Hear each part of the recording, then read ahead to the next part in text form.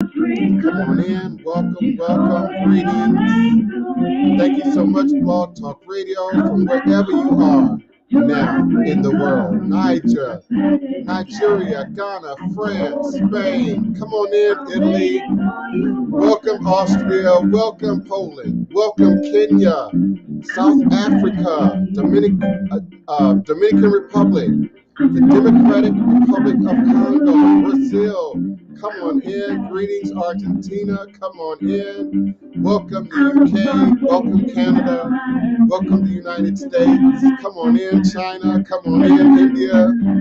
Come on in, Australia, Indonesia. Welcome. Greetings, Philippines, Cambodia, Vietnam. I acknowledge you, Turkey. I greet you. I appreciate you. I invite you to come on in and participate with us.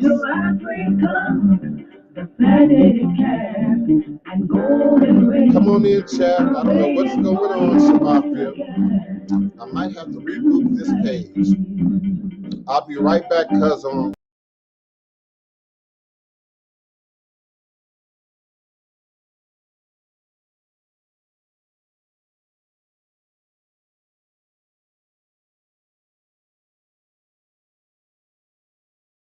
the chat.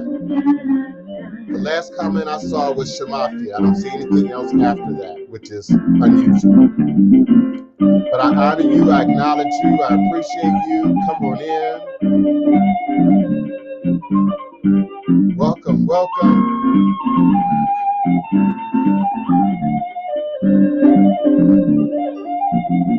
Greetings, YouTube, Facebook, Periscope. Greetings, EarthCam.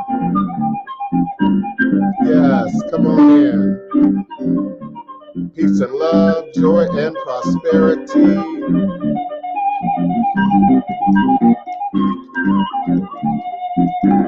And of course, all is truly and indeed a blessing if you can just see beyond the veils. Welcome, JP Tarot. Greetings, beloved. All is a blessing. Welcome. I appreciate you. I love you. I support you. Thank you for showing up here with us in this shared sacred space. Thank you to my local listeners. I appreciate you. I love you. Thank you so much. And of course, to all my fans, I am grateful for you. All is a blessing. Wherever you're watching, wherever you're lurking, wherever you are right now, listening in or viewing, I am grateful. I'm appreciative. We have a powerful show today. Trigger alerts, shadow work alerts. All is a blessing.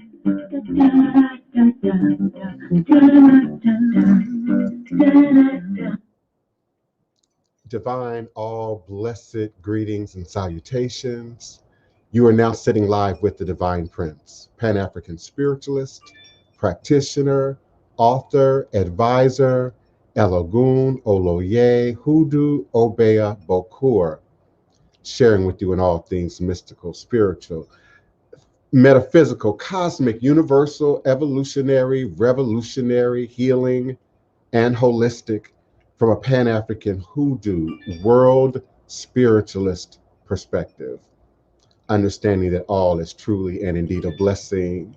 If you can just see beyond the veils, for it is all just an illusion and a test in one of the greatest divine mysteries of this life cycle. This is indeed my constant prayer, my mantra, my affirmation and reverberation. It is my reiteration and my ever-living reality.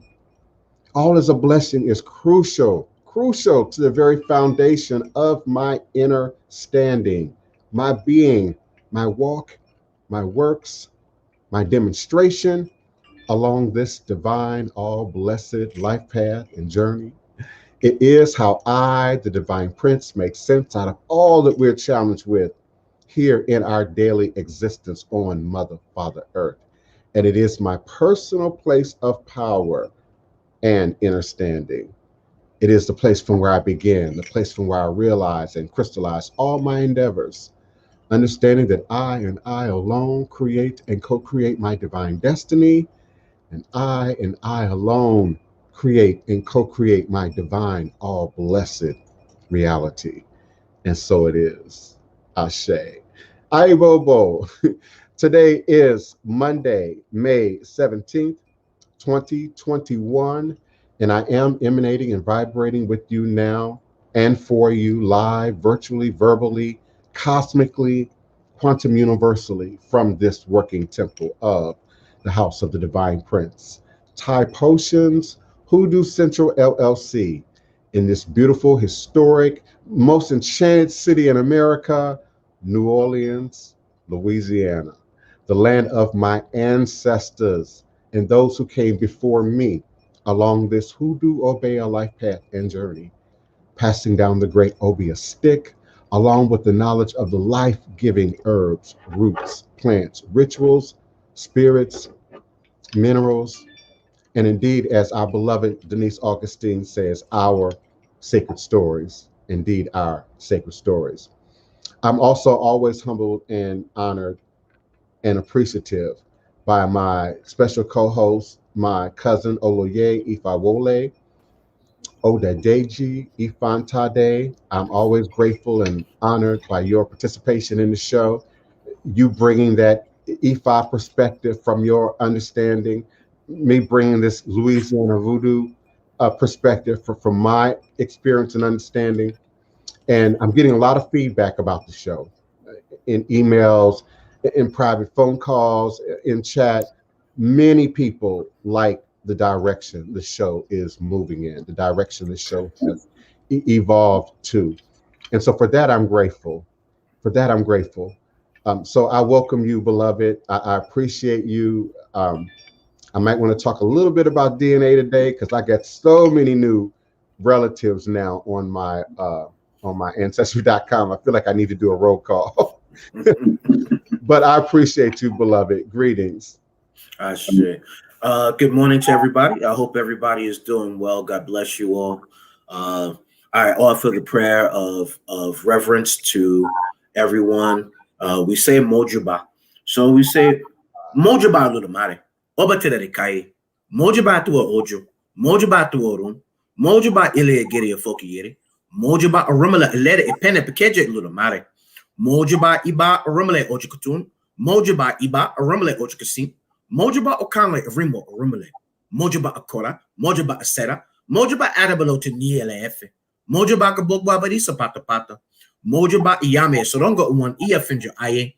Mojuba Egungun Eleme. Mojuba Baba. Mojuba Yeye. Mojuba Alu. Mojuba Jubona.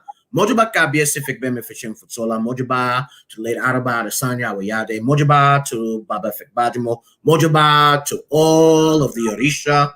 Mojuba to all of our ancestors. Mojuba to all of our Ori. Mojuba to all of our God family throughout the diaspora of here listening to the show all over the world. So I give honor and give thanks and give reverence to each and every one and their Ori. Ashe. Ashe. We certainly are appreciative and honored by your eloquence and your fluidity within the language. And I think that's very important for many who are actively walking in the path of Ifa practice, to hear it,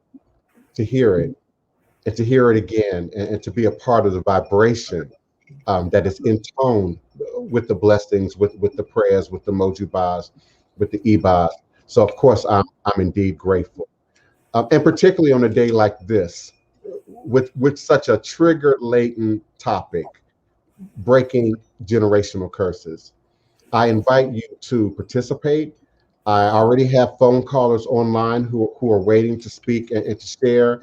I invite you all as well to plug in your webcams, turn on your microphones, follow the link that is now scrolling at the bottom of the screen, and please do be a part of this conversation. I've been thinking about generational curses in general, but more importantly, breaking them for years, and particularly in the last 6 or 7 months. My own triggers are often coming through my clients and my callers. I think it's important that we bring our heart and our experience and our heads and our awareness to ministry, to practice. For indeed, this is what gives us the power and the gift and the skill to address the dilemmas and the dark areas of our callers' lives and our clients' lives. And so, the issue of, Black women in struggle, Black men in struggle, Black children, in struggle, and indeed families all over the world, you know, aside from pandemics and food shortages and gas shortages and politics, but just the struggle that exists within the dynamics of our families and ultimately our relationships. Um, so that trigger for me has been hit, that bell has been rung. And so I've been praying on it, meditating on it, doing ritual over it. What would ancestors have me to say? What would the Most High have me to bring about generational curses and indeed breaking generational curses? Many of you know my story. I was on the street at 14, 15, 16, 17, 18. I had a very violent, crazy father, abusive, molester, a pedophile, a polygamist, a bigamist, and numerous children that we still can't enumerate fully. In doing my research into ancestry, an unfortunate reality is I saw that in my bloodline, particularly within the Broomfield family. And yes, I'm calling names today. Maybe not first names, but I'm certainly going to speak to the family names of my own experience. And so within the dynamics of that Broomfield family, I found very common, repeated patterns and traits. And religious folk, spiritual folk, and now even today, pagans and spiritual practitioners are now speaking more openly and directly to generational curses, what they are, how they operate, and indeed how to break them. I knew at 5 years old.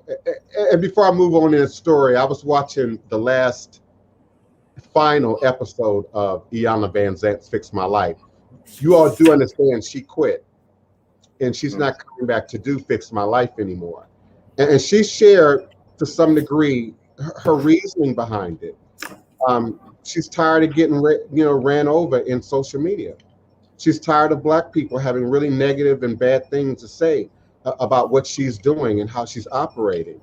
I also believe from my own experience, she's degraded just a little bit in that reality TV spectrum.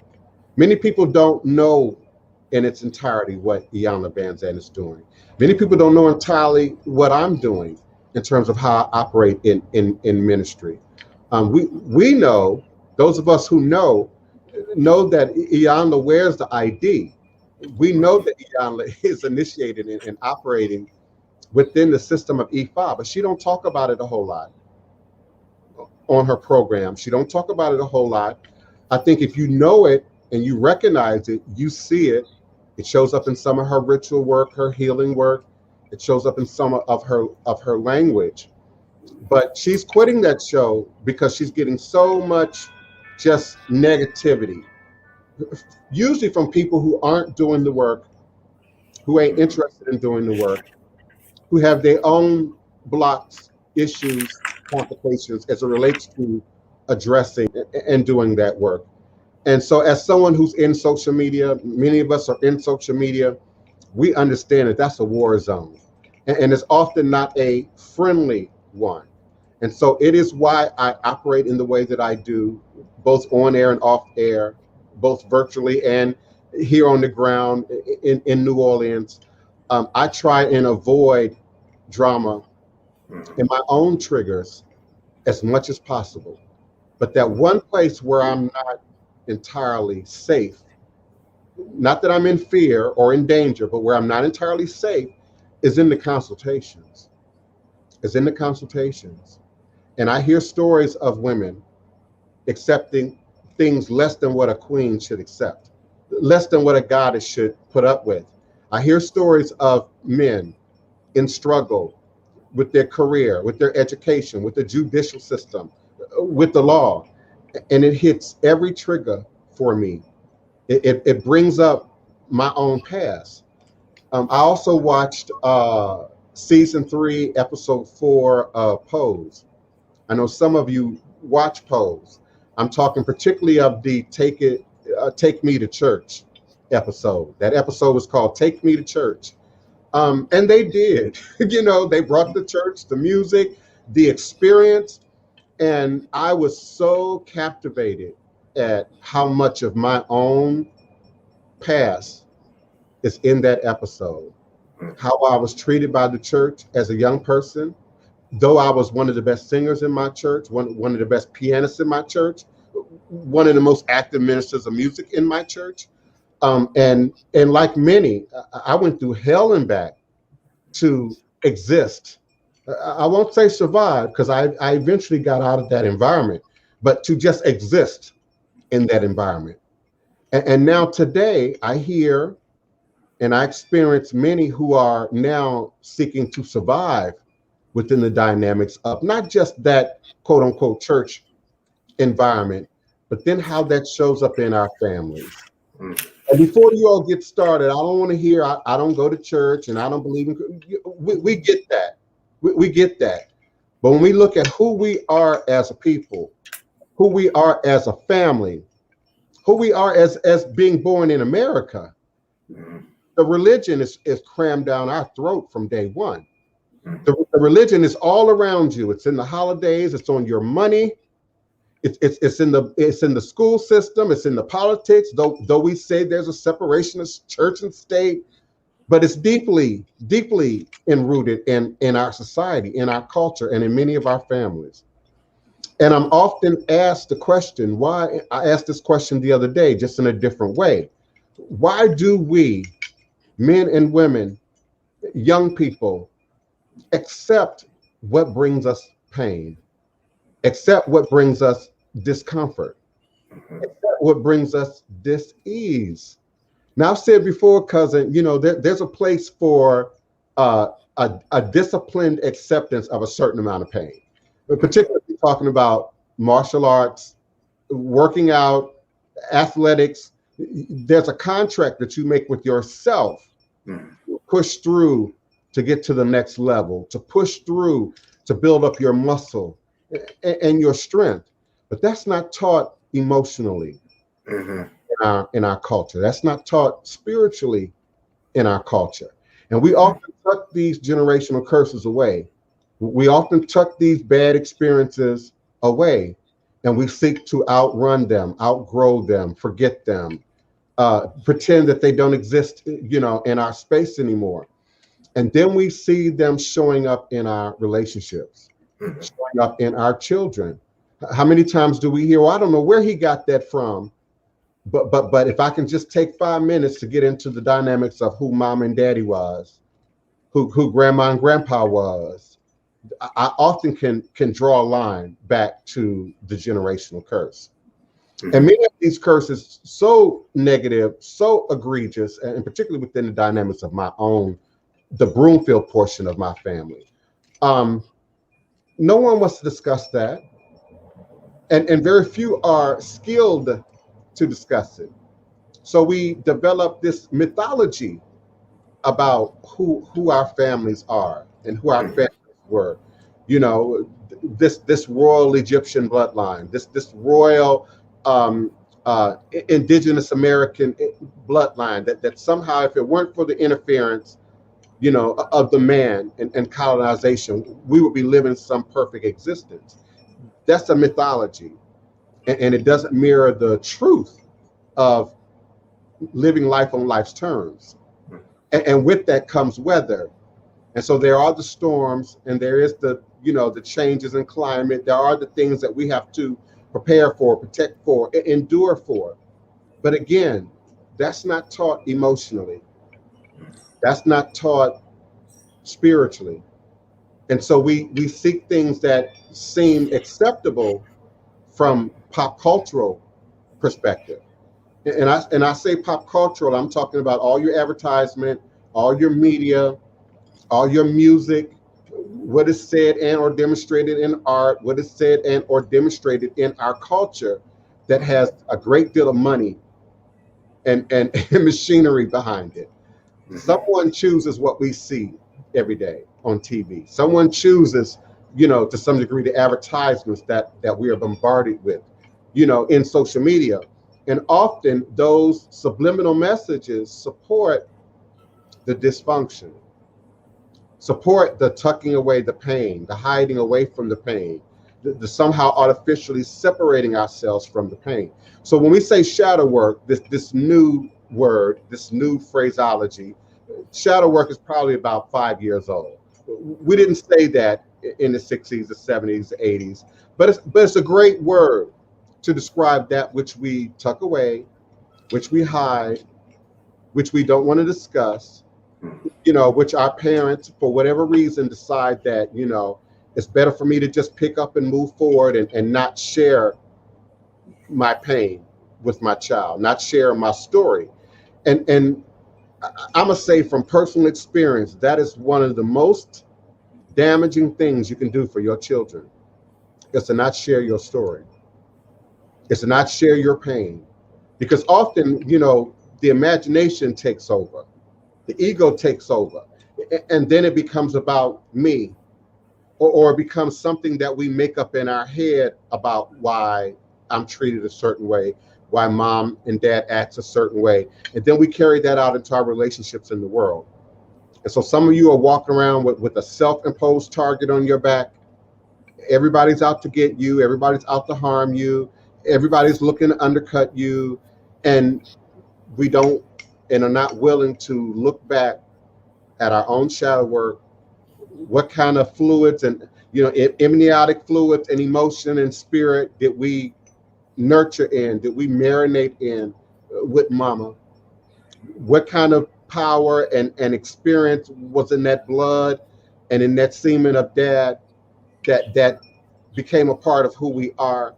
And so a lot of these feelings are detached in reality from their source and from their roots. So that's what, in my house, dealing with, confronting generational curses, healing and breaking generational curses, we got to get back to the root of things. So before I pass the mic, cousin, I just want to acknowledge some people. Of course, all my family I already know and have some relationship with. Kimberly Joy, Joyce Harris, Yvette Mosaic, Isaac Harris, Sienna Durrett, Norvell Powell Jr., Julian Maurice Broomfield, family that I know, Lakeithia Mims, family that I know. But I also want to acknowledge all this new family. Oh my goodness, Lala, Cameron, Bill Owens, Trevor Owens, Trina Young, Sherlyn Robinson, Christine Hollis, Kenneth Dotson. I say all the time, Ancestry.com owe me some money.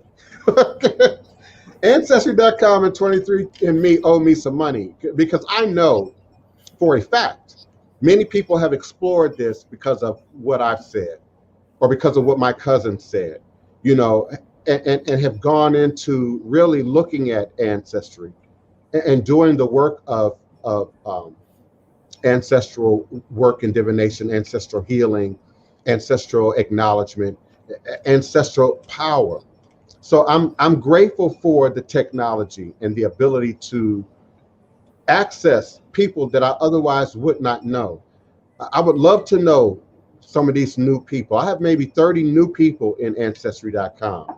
I haven't quite checked 23andMe yet, but I'm grateful for the ability to see and feel your love and your experience, know your story, know your history, and better understand how we interconnect in the family tree. We don't all still understand exactly who is related to what, but how. We just know we're blood related. Blood related, and it's in our genes, and it's in the DNA. And for some of us, that's good enough. I noticed that you, Kazan, and myself, and a few others we reach out to these people that show up in these lists. We attempt to build a relationship. But then there are others, some of them I know very well, sisters, brothers, first cousins, who for whatever reason, it's not a judgment, but they want the information. Clearly they want the information because they're on the site. But they don't do a whole lot of reaching out. They don't do a whole lot of communicating. And I think that can impede our ability to gain power from this information, to not only break the generational curses, but to receive a certain degree of personal power, ancestral power from knowing who we are and how we got here. So I'm grateful for my Louisiana bloodline on my dad's side and to some degree on my mom's side. And I'm grateful for my mother's side, that Gullah Geechee nation. I'm grateful for you, the earliest of African Americans to be present in the new colonies. That's my bloodline. And I'm grateful. I also want to welcome our beloved Otan, Ifatomiwa. She's clearly ready to be present with us again today, and we're grateful. Thank you for coming. Now, this is a trigger-laden show, Generational Curses. So generational curses is what we're talking about today and how to break them. Listen, I don't want this to be a pity party. We're not just going to waddle in our pain and our stories, but we really want to talk about breaking these generational curses. And so Oloye, Ifawole, my cousin beloved, is going to share from his perspective, and then Otan, my other cousin, going to share from her perspective. And then I'm going to go to my phone lines. I do have callers on the phone line already with their hands raised, and we'll be coming to the phone lines very shortly. So let me then make this short because I want to encourage the participation with everybody. I think we can have a wonderful, wonderful experience today, and each one of us hopefully will be able to grow. Blessings to Mother Savage. I see you here. Yes. And so let's talk about this. Triggers are an interesting thing. I want to say it's an interesting phenomenon, but I don't know if I want to go that far. But triggers are an interesting thing because when we look at triggers, a lot of times we don't look at it in its full capacity. We don't look at it that it could be something all the way stemming back inside of our DNA, generational remembrance, I would say, where we talk about triggers from the past, from ancestors, as well as from our elders, ancestral triggers that still manifest inside of our DNA, our bloodline, that says when certain things present themselves, it automatically brings in our consciousness, our inner conscious, a reaction because it evokes a remembrance inside of our DNA that says, this right here, in one way, shape, or form, it's almost like I remember it. And if we look at it from an African perspective, then African perspective says that we are reborn. So therefore, and possibly in past life, which would be why it's part of our generational remembrance, would say that we possibly went through in our past life something like this already, and that we also remember our ancestors in going through this, or something within our ancestors and the stories of our ancestors helped us to kind of embrace this thing and hold on to some of these triggers. When I look at these triggers from ancestors and elders, I look at these triggers stemming back all the way, through slavery, but let's look at it from Jim Crow. Jim Crow, some of our elders are still alive that dealt with Jim Crow and the manifestations, the things that happened in Jim Crow, anywhere from dealing with whites only this, not being able to go to school that, having to have police escorts to school. There's still people alive that were dealing with the police escorts as they were little kids to make it to school, with the people spitting on them and hurling racial epithets and all of those things. That person Therefore, even if they've embraced it and they've tried to let it go, there's still a remembrance of that within them, in their mind, in their spirit, in their conscious, and hopefully it will break though before it gets to the next generation. But then we talk about COINTELPRO. COINTELPRO was another form that we as people went through because Hoover said, and I paraphrase this, that the most dangerous people were the black groups of black organizations, black people when they formed and gathered together. And that's paraphrasing because I know that's not exactly how he said it. And then we look at today, and what's happening today is going to be, we already still remember yesterday, COINTELPRO, I was alive for that. My cousin was alive for that. Both probably my cousins were alive for that. Uncles and aunts and everybody were alive going through COINTELPRO. And now you look at today, again, we're replaying part of this in the killing of our unarmed black men and black women and black children. So generational curses and the generational challenges and struggles are that which we are still replaying in our mind today, like a record, like watching a movie.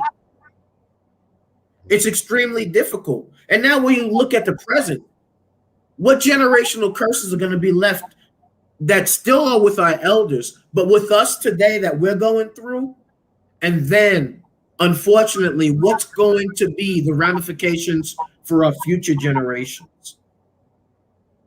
We got to really go down deep within the core of this because we're still having to face these things every single day, every single moment of time. When I think back even we always got this thing about black men and leaving the family and walking out on the family. But yet I remember back in the 1970s, the movie Claudine with James Earl Jones and Diane Carroll, and how in that movie and in real life, that anytime a man was around, they were trying to deny the black woman the ability to take care of the kids and give them the money. I remember that the big message that was in that movie. And then towards the end of the movie, they got tired of hiding everything that was given as a gift and all of that, right? And then James Earl Jones was like, I'm done with this. I'm not hiding anymore. We're not hiding anymore. And then he took on the responsibility of all the kids that were not his and took them in as his own and moving forward. There's so many subliminal messages, as you said, that deals with what is being shown to us, what we're hearing and listening to, and our personal experiences that we're not maybe embracing, and that the experiences of our elders and our ancestors that are still with us that we might not acknowledge and we might not be embracing. Generational curses are a deep thing. This is going to be a wonderful discussion. Yeah. I don't know too much about it, but you know, we'll work it out, and all of us will get through it together. Well, I know a lot about it, and I got a lot to say. Tom, beloved, please offer us your greetings and your opening comments, and then I'm going to go to the phone lines. Okay, Aboro Aboye, Abo Shishe, Divine Prince, Baba Oloye, and family, everyone watching. Running behind today, so pardon my tardiness, but it's been powerful since the moment I stepped in here. I've been listening, and again, I appreciate and give thanks always. Maya Luwo, Prince Baba Adebayo Latona, and Oleri Ifatoyen, Iyalode Benike Oyebola Latona. Generational curses. I can speak to a couple that I have had to do work in, and that I'm currently still working through, as it's not an overnight thing. I can say that I agree with everything Baba Oloye said, and even what I heard from the Divine Prince. And I will say it takes a lot of work. It's not something that's going to happen overnight. And if it's not something that's handled or taken control of, It's not just about us, especially if a person has children. You're looking at things that until they're broken, they're gonna keep repeating itself. The cycles are gonna continue. And what we don't want is for each generation to not just continue the cycle, but to increase it or make it worse. We want to make sure that we're doing that work. And also, generational curses, they're hard because it requires a long, hard look at self-reflection. And that means not in a group of people, meaning can you stand in your face in that mirror and say, okay, what is it about my energy that's attracting this issue? What is it about my energy that I'm putting out that's pulling in all of this that I don't want, that does not serve me? So we have to be really willing to do that in the work and to dive deep, because generational curses ain't easy. It requires work, because the only way to destroy them is by doing the work. So this is definitely going to be a powerful, powerful session. And I look forward to learning, growing, sharing, and healing with everyone. Thank you. And I'm going to go to the phone lines next, area code 504. And when we come back, I also want to further explore his comment or her comment about banging against a wall of silence, you know, within our families. Again, mama don't want to tell the story or can't remember the story. Grandma don't want to tell the story, can't remember the story. Grandpa don't want to tell the story. And how we believe that if we don't talk about it, if we don't discuss it, it somehow vaporizes. And then it shows up again, like diabetes, like heart problems. It might skip a generation, but then somewhere it shows up again, because energy is eternal. Energy is eternal. It is said scientifically at the beginning of the universe, at the Big Bang, all the energy that was ever to be created was created in that moment. So we're literally recycling good, recycling positive energy, recycling negative energy.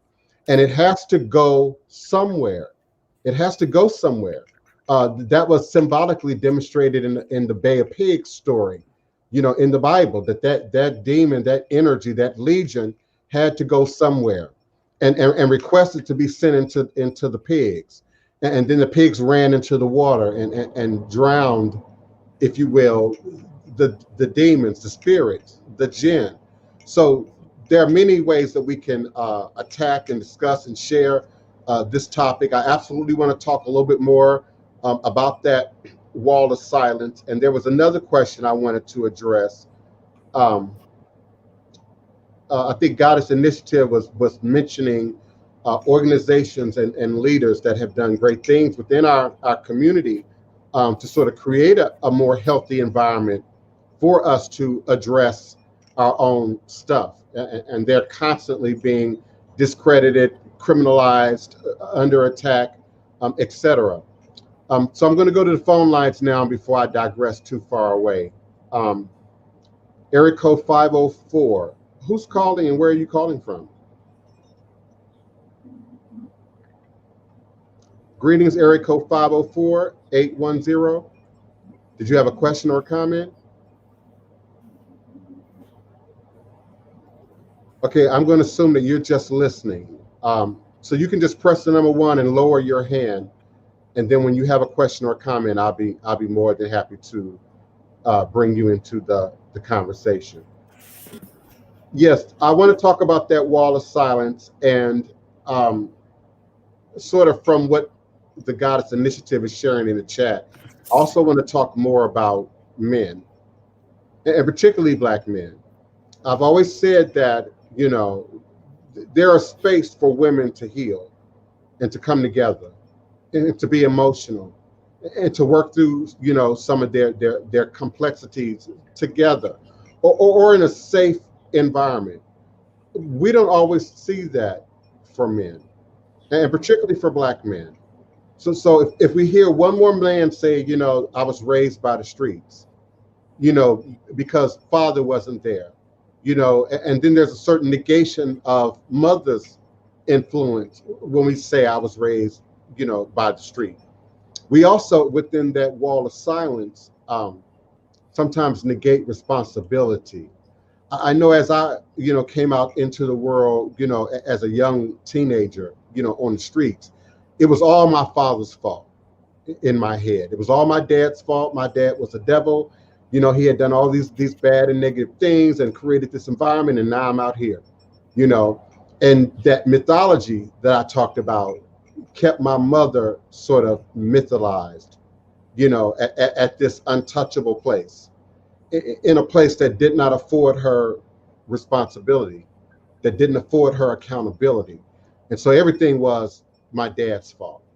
Somewhere around 30, 33, that began to shift as me and my mother developed a more personal relationship, and grew together, as adults. And that energy began to shift, primarily motivated by her own desire to accept responsibility, to accept what's the word, to take charge of her own accountability. That's the word, within the dynamics of what went on, in our household, what went on in our family. I grew up just, along with all the abuse, I grew up in a very Black family in Chocolate City, the DMV, the DC, Maryland, Virginia area, during the late 60s going into the early 70s. I grew up in a household where we weren't allowed to watch a lot of quote unquote pop culture. We weren't allowed to watch a lot of, white television. We could watch the news, we could watch documentaries. You might see a diversity of people there, or even white people there. But in terms of entertainment, no Happy Days, no Laverne and Shirley. We had to sort of hide to watch those programs in my household. And then as I got a little bit older, I found out my dad was almost addicted to watching TV in a lot of these programs that we as children were not allowed to view and partake in. And so I grew up in a very Black family during the time of the Black Power movement, during the time of the Civil Rights movement, the late 60s going into the 70s. And so I was blessed, and I do count it a blessing to have been raised in the DMV. I could escape. I could get on the subway, I can get on the metro, I could go to every Smithsonian Institute building, in DC, and get lost there for hours, but also explore culture, diversity, other areas of consciousness and awareness that I might not have otherwise been exposed to. So I credit that, along with the power of the ancestors and voodoo, for saving my life from the generational curses. I started mentioning earlier that I watched that last episode of Iyanla Vanzant, the one about men and dealing with men's issues. And she brought in the Black doctor to speak to the men, in the men's space. And for me, that also reignited, this concept that I've had for years, that healing space is often not provided for us, or when it is provided for us, men are often in resistance to it. Things have to be physical, threat of law, threat of life and limb, threat of imprisonment, or the mother of the children, the wife, the girlfriend sort of backs them into a corner, and then there might be a cry out for help or seeking out of help. But creating that safe space for men to really address, sometimes at the emotional level, their own pain, their own trauma, has always been one of my goals. And I would like to see that manifest in our ministries, in our Iles, in our voodoo houses, in a way that's proactive. Before we get to, oh, my son is in jail, can you help me out? Before we get to, my uncle was murdered, and we're gonna have a second line in a funeral. Before we get to sort of the physicalness of it. Whereas again, women, it shows up at an emotional level often through relationships, their relationship to their partners, their relationships to their children, their relationship to themselves and the world. And society has sent out sort of a cue that it's okay for a woman to be emotional. Society has even prejudged women as being extra emotional, which I don't accept. I think we're all emotional. I think we all require a space to be emotional. Your emotions, your feelings are always real, even when they don't line up with the facts. But your feelings and emotions are always real. And therefore, they show up in our behaviors, in our addictive behaviors, and how we have a relationship to money, and how we have a relationship to love and relationships, and how we have a relationship to ego and society. My cousin talked about, Black men being demonized from the womb, being on alert from the womb, being in fear of the law and the government from the womb. And that leaves a generational curse footprint, energy on all of us, that if we don't address it directly, it shows up again. And it may not show up directly with you, but it might show up then with your children. This last episode of Yolanda that I'm referencing, the father's wife had pancreatic cancer, passed away. The boys were very young, and he's a passive type of father, which is really unusual, particularly in the Black community. He said the mother was always the discipline. The mother was always, sort of the sergeant. And so when she passed, so did the discipline. And he didn't know how to stand up and provide structure for the boys. He didn't want to see them hurt. It's always from a good place. He didn't want to see them hurt. He didn't want to say no to them. He didn't want to see them denied anything. And so the boys, during this therapeutic session with Iyanla, at least one of the boys, acknowledged that we took, we took charge, and we took advantage of Dad, and we knew Dad was a cool dad. So we ran over him, and we did what we wanted. We operated how we wanted. But the more the doctor and Iyanla pressed the dad to tell his story, well, his mother died at a young age and left the father to raise the family, to be mom and dad. And men, and if anyone wants to correct me, are not taught how to be mom and dad. We hear it all the time from a single-headed female household. I'm mom and dad. We hear Black women say that, but how often do we hear Black men say I'm mom and dad and step into that role? So there's something there, which is why I want my cousin and Otan to speak to this, that is addressed, I believe, in ATR traditions in a way that's not addressed in the West. Oh, definitely. We can even go to Odu. Odu ifa osa irete. It says the flood has no hope. It uses its mouth to dig the ground until it reaches the red soil. This was the Ifa caste for Isese traditionalism. Who was the highest form of worship? One's mother is one's Isese. One's father is one's Isese. One's Ori is one's Isese. Olodumare is one's Isese. Isese is the first propitiated in Ife before receiving all blessings. Let us propitiate Isese, the father of all propitiations. So what is it saying? It talks about in the Odu that our mother, our father, our Ori, our divine consciousness, and how in ourselves we have to be working with our own divine consciousness to clear out of ourselves that which we know is a struggle within us. So how do we begin the process of breaking we can't go to anybody else to force them to break it. The change has to be within yourself to break it for yourself and at least acknowledge it. We might not be able to fully break it, but we can surely acknowledge it and be honest about it, and then begin to do the work with that area to try to heal that area, and then also be teaching others. Listen, I noticed that you're going through some of the same challenges that I am. You know, we gotta be watching this because now our kids are seeing this.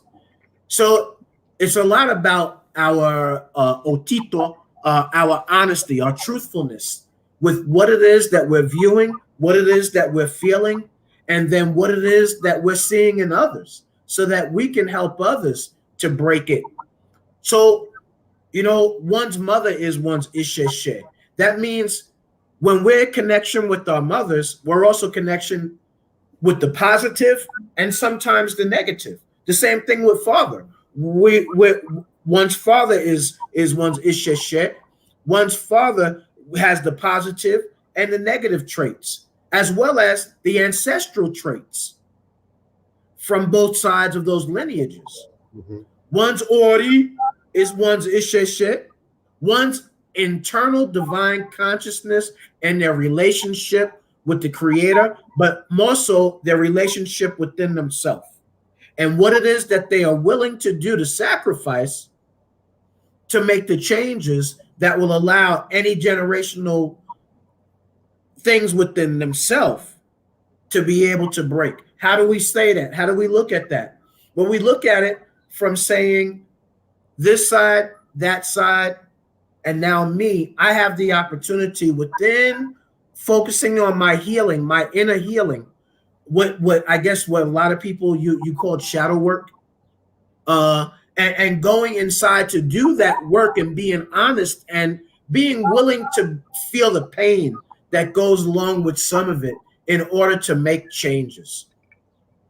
But some of us don't acknowledge, even in our, not even in our relationships with our family, but in our relationships, in our leadership, in all areas, what was it that we have experienced in our life that forces us to make certain decisions, both positive and negative, that affects now those people that might be following us, which goes back to now as we are priests, all three of us.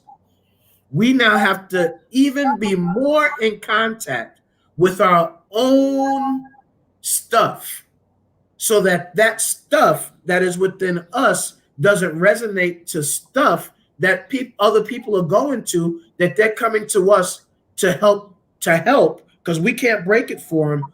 We can assist in guiding them in directions and giving them tools, but the tools, if they're not being used, become rusty and they break apart, right?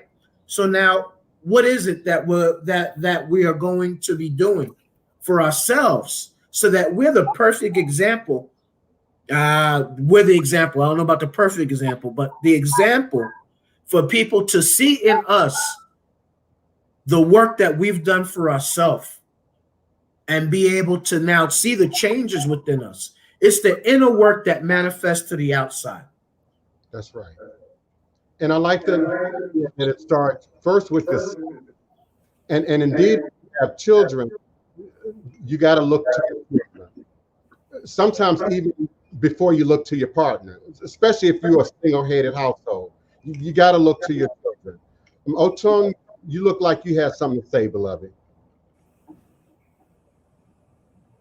Oh, yes, I was agreeing with everything. That man.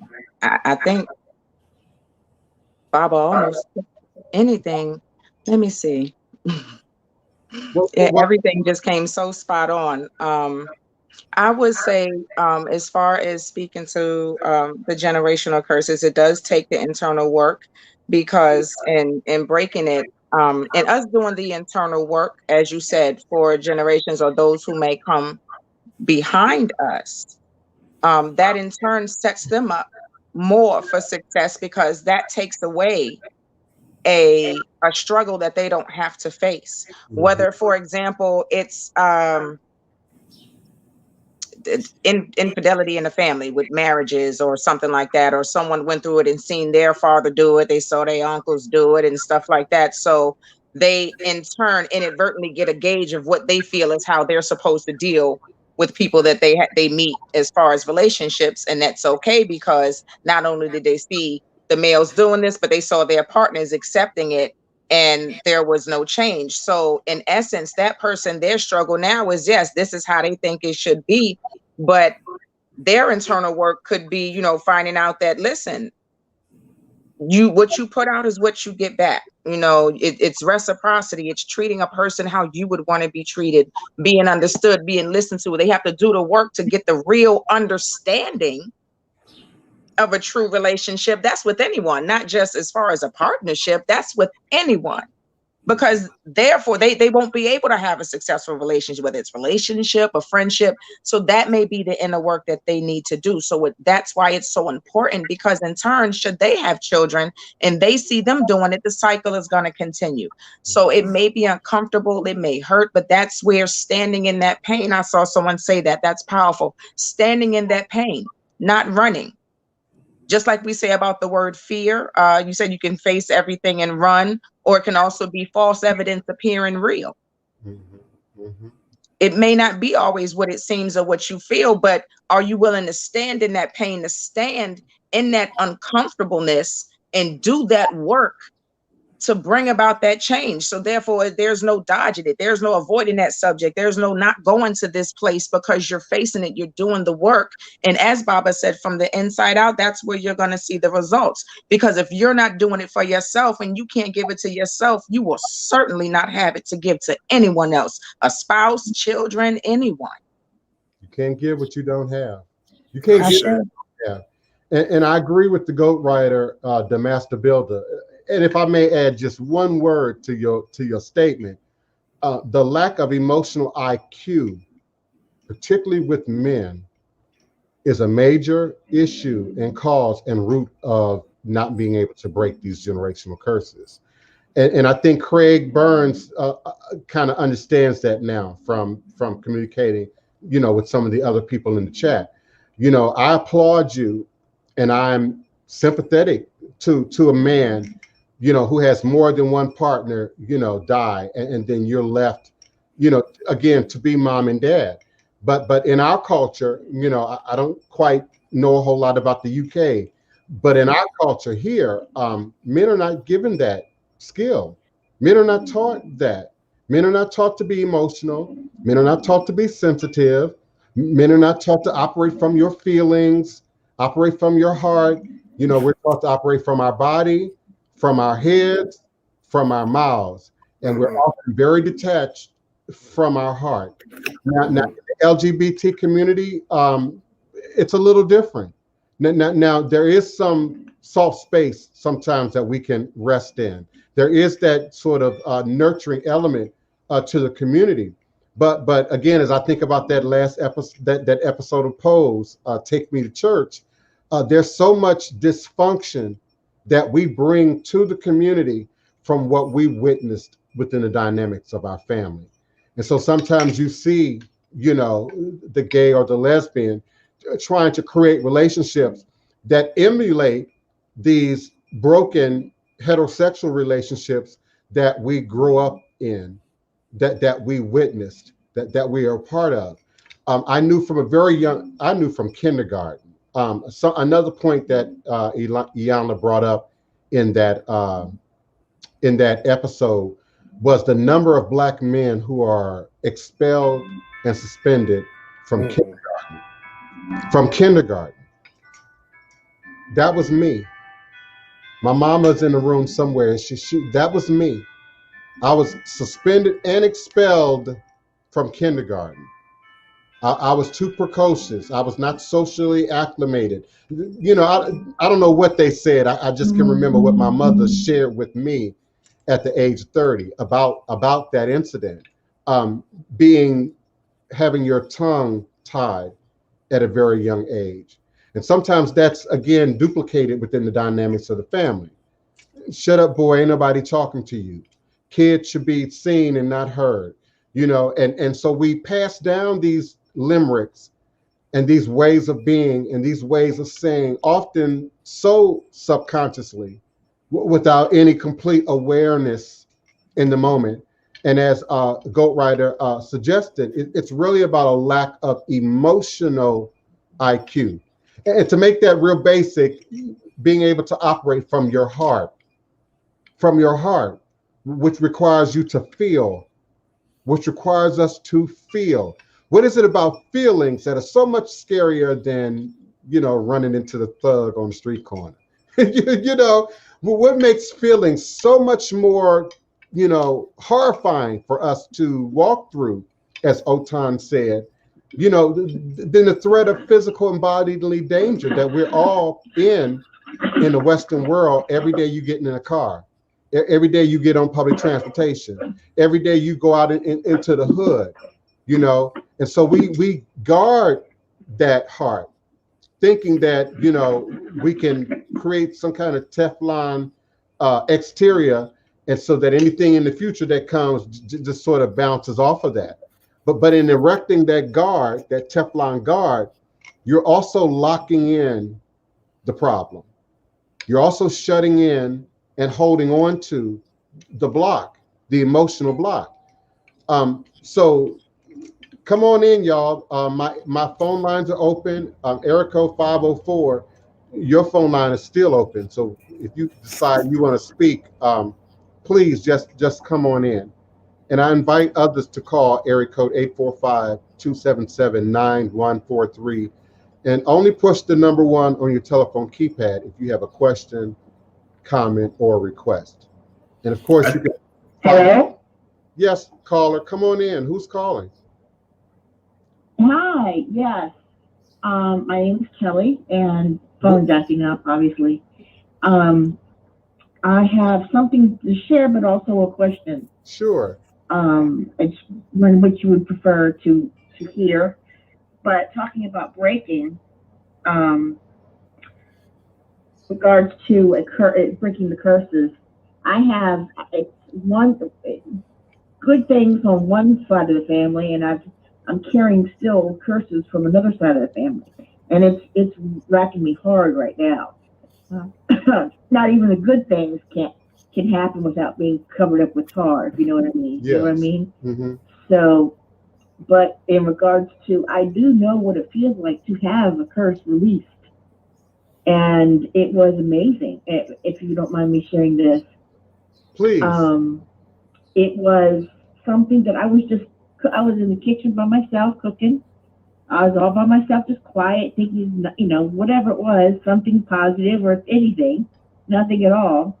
And it hit me from the right side. I had this huge, huge flood of gratitude, of thank you, something outside of myself thanking me, because I had just broken up and thrown out my now ex-husband at the time. And it was, I said, it's enough. This is, what's acceptable, what's not acceptable. And it was no longer acceptable. And so I just simply did it, and it was done. And it had just a few days before, and I was done. Once you're done, you're done. Well, then all of a sudden, I thought maybe it was my mother's side, my mother. Then it came in another energy, my grandmother. I thought maybe it was my grandmother. And then all of a sudden, it was so powerful. I had to leave the stove, turn the stove off, and lean into hold on to the sink. I literally felt like I was being flooded with such feminine energy of gratitude, because I had broken curse, contracts, however, whatever words you want to use, for not just myself, but I thought maybe it was on my mother's side, but it was a lot of feminine, a lot of entities, feminine entities that had experienced that. And I had broken the abuse line. Yeah. That's a blessing. That's a blessing, and we certainly appreciate you sharing your story. Please stay with us, and if you have any other comments or questions that you might want to ask or share, just feel free to just pop on in. We'll make room for you. I also want to go ahead, beloved. No, thank you. No, I was just telling you thank you very much. And can I, if it's okay, what neighborhood are you from? From the Mid-City area. Oh, okay. I love when my 504 callers come on in. Thank you, New Orleans. Yeah, we got New Orleans in the house, on the phone and in the chat, and I'm grateful. I would like to. Great. Go ahead, Otan. I would like to say to her, firstly, that is beautiful. That is wonderful work. And that is literally an example of breaking a generational curse and the work that needs to be done. It is simply understanding. And sometimes it's not understanding, but realizing what's not good for you, what no longer serves you. Sometimes we may have ancestors that have went through certain traumas and things in the past that we may not have heard of. So it's just those actions of learning to love ourselves and to make those changes that could inadvertently break something that you didn't even know was there. And I give thanks for that. That is beautiful. I just want to thank her for that. That's beautiful. Does anyone want to address Frida Nunn's question? How do you differentiate between generational curses and generational patterns? I might look at it in terms of length and how many generations we can kind of go back. When I say length, like when I notice in myself that maybe I'm following a pattern that my parents have done in their way of thinking, especially since I was raised by grandparents. So I'm not talking about one generation back. I'm actually talking about 2 generations back. So some of the perspective of their view of different things pattern the way that they raised me. And so now when I'm raising my daughter and I'm watching and I'm listening to myself, sometimes I have to go back and recalculate my thought process in what I'm saying and how I'm operating and how I'm doing things in terms of raising my daughter. Generational curse, I believe in the difference of that, would go back further, and it would be something that maintained from generation to generation to generation in a negative fashion, that absolute, and I guess you could still say pattern. So it's hard to really separate them, because a pattern and you look at curses, it could be something deeper than a pattern, right? Deeper than a pattern. Maybe a pattern is something that you can recognize, while a curse might not be something that you can fully recognize, but you know it's something that is affecting negatively the generations that have come to be. I agree with that. I would add to sort of fill in that, you said it could be deeper than that, to the next level. For me, that's what marks a generational curse. It's a pattern beyond something that you can see, feel, and touch. Often you're not aware of it. Often we're in denial of it. And not only would I agree with you in terms of length of the pattern, severity. Bad eating habits might be a pattern. Not quite understanding money and how to operate with money and have a healthy relationship with money could very well be a pattern.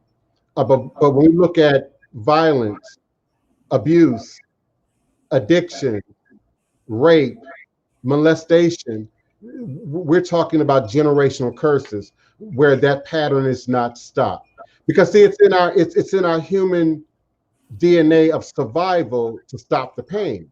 I asked that question early on in this show. Why do we accept pain?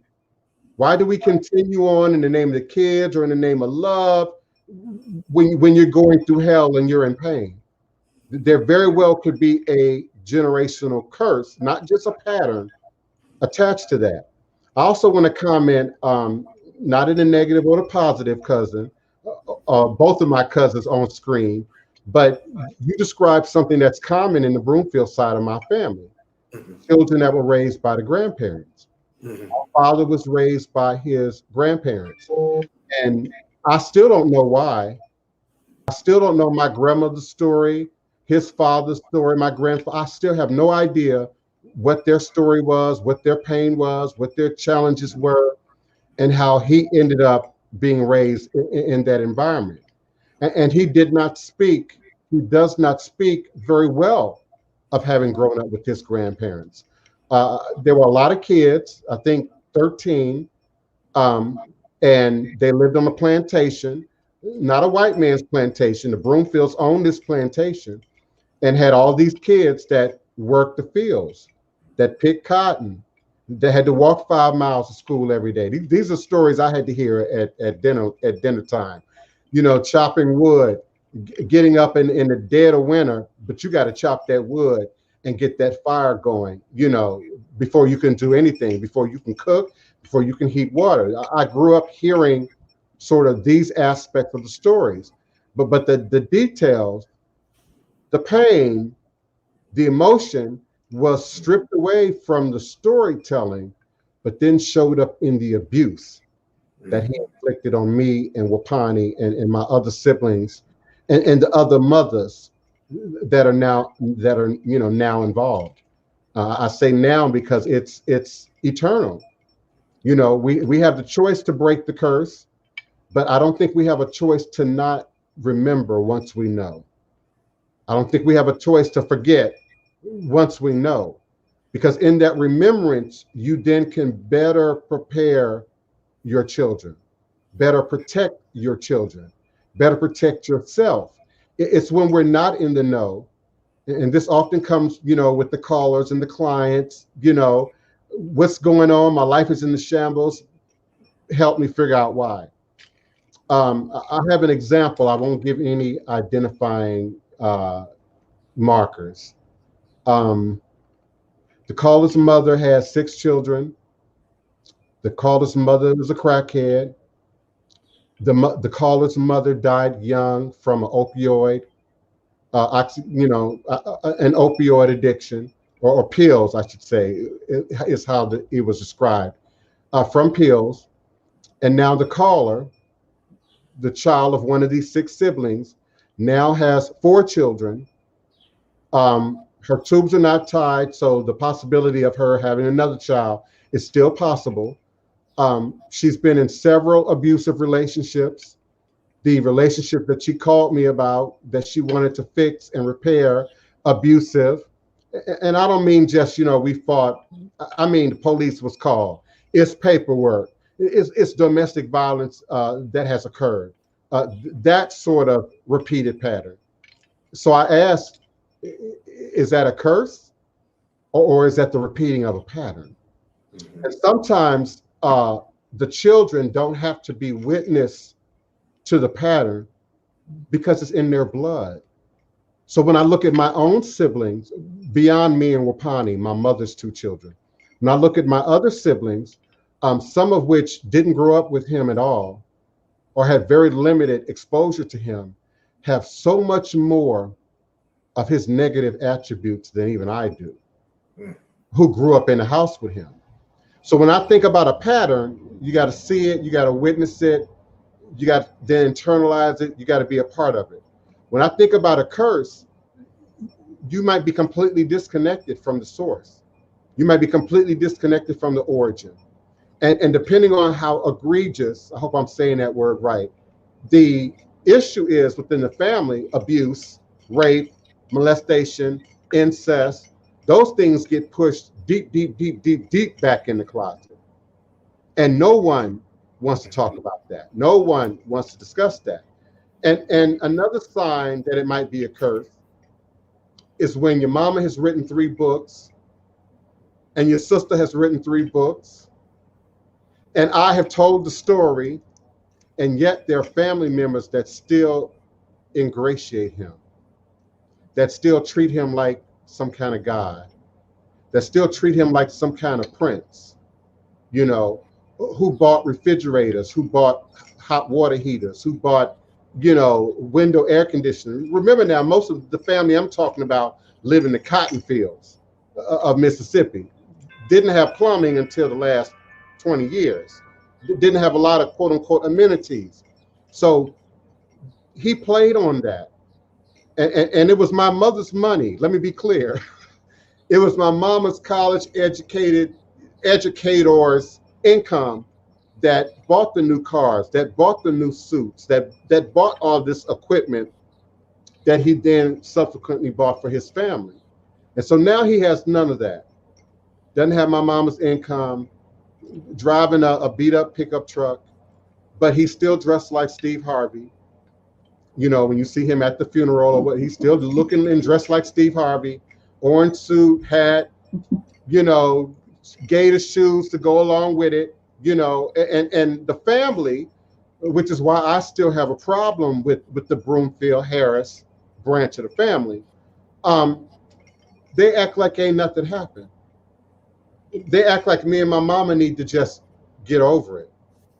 In fact, forgive me, mama, he had one of his older Jehovah's Witness cousins, she's probably in her late 70s, maybe early 80s, called my mother and then put him on the phone. Now, my mom ain't talked to this man in 20 years. They've been divorced 20 years. And he had the audacity to say out of his mouth, well, you still my wife in the eyes of God. Negro, what about your first two wives? What about the third wife that we still don't know what happened to her? What about the mother of all these somewhere upwards of 20 kids? Well, what about those women? Why my mother? Well, why target my mother? So is it a pattern or is it a curse? Is it a repeated behavioral pattern, or is it some kind of spell that we allow ourselves to fall into, that we allow the whole family to get involved in these? Because see, these situations don't happen without complicity from the entire family. Because if a relative doesn't say, oh, wait a minute, oh no, you're not going to do that, not on my watch. Man or woman, if a great auntie had stood up, if a great uncle had stood up, if a grandparent had said, oh no, not on my watch, Joe, where your son? What you mean you don't know where your son is? Because they didn't know where I was for 10 years. If a family member had stood up and said that, now we're ready to break this curse. But as long as the family remains quiet, remains separated, remains distant, and that's why I don't know a lot of these first cousins and second cousins and third cousins that's showing up in my Ancestry.com. Because at some point, your parents decided to move you away from this drama to another country, to another state, to another region, and you start over again anew as if nothing happened. And if it doesn't show up on the surface of your life, you know, addiction, behavioral issues, you know, how you handle your money, how you handle your relationships, there's no guarantee that, excuse my profanity, shit rolls downhill. There's no guarantee that it does not then show up in one of your children if you don't put a stop to it. If you're not cognizant enough up here to know, okay, this is a pattern, this is a problem, that won't be me, and that won't be my children. So as I'm being, well, the day before I was expelled from kindergarten, you know, we sitting in a circle, they asking the kids, what do you want to be when you grow up? My answer was, I don't want to have kids. I don't want to have kids. That's what I said. And so, yeah, this child got a problem. We need to get him out of this environment. Now, my mom says they were just too slow for me. She put it in chat. They were just too slow. And I've always operated from the soul level. I always had. And that's one of the things that disturbed my dad the most, was that I maintained my sensitivity, that I maintained my softness. You know, the thing that some dads try to beat out of your gay son. Oh, you're not going to be soft. You're not going to be no punk. Now, he never used those words. Never. My dad never said anything really homophobic in my presence, ever. But it was clearly demonstrated in his behavior. And to look at a dad, whoever your dad might be, as your hero, your leader, your model of who you're supposed to be as a man, I couldn't follow that. Oloye, I couldn't follow that. Even from an early age, I knew I wasn't going to have many children. I wasn't going to have all these wives, all these women. I wasn't going to be a user, an abuser, or a manipulator. And some of you have said the same thing. Well, my mom was a crackhead, I'm never going to do drugs. You know, when my dad drunk, I'm never going to drink. That's another curse in the family, alcoholism. I might have a sip of a drink every now and then. That's it. 2 sips and I'm asleep. And there ain't no drunk. Okay. 2 sips and I'm going to take a nap, you know. But again, when I look at my siblings who didn't grow up with him, but were exposed to some degree to the toxicity of him, that alcoholism is present. You know what the big word is? The big word is trauma. And we've talked about it in the past, and how trauma then manifests to mental health. So within all of this, this not only deals with behavioral issues, but it deals with mental health issues. And in order to deal with this on a level of healing, that means we have to address it from a variety and diverse standpoints.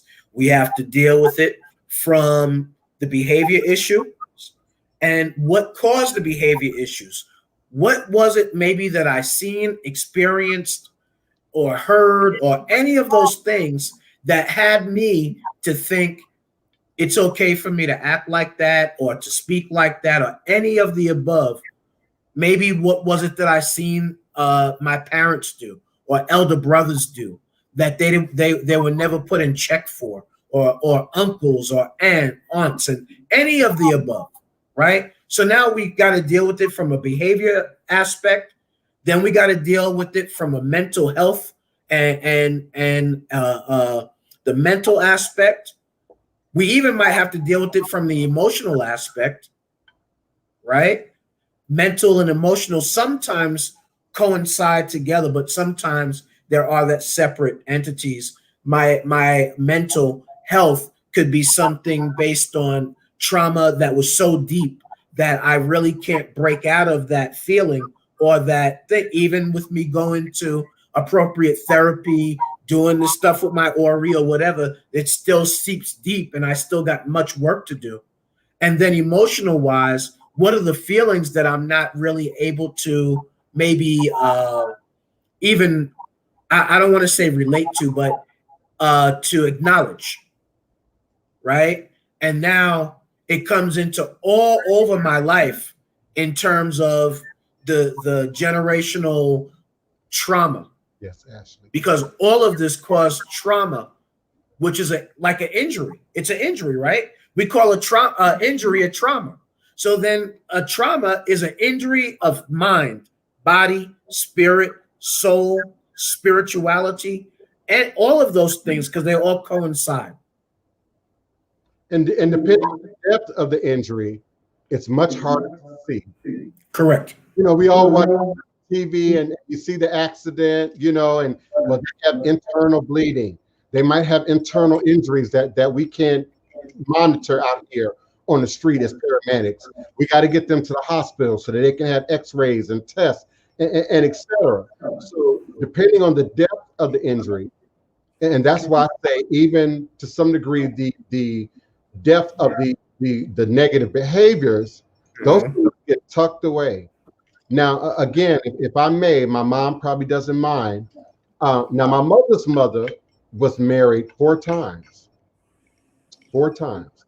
So I can see, I'm going to speak for my mother, this is my opinion. I can see my mom saying, oh, that's not going to be me.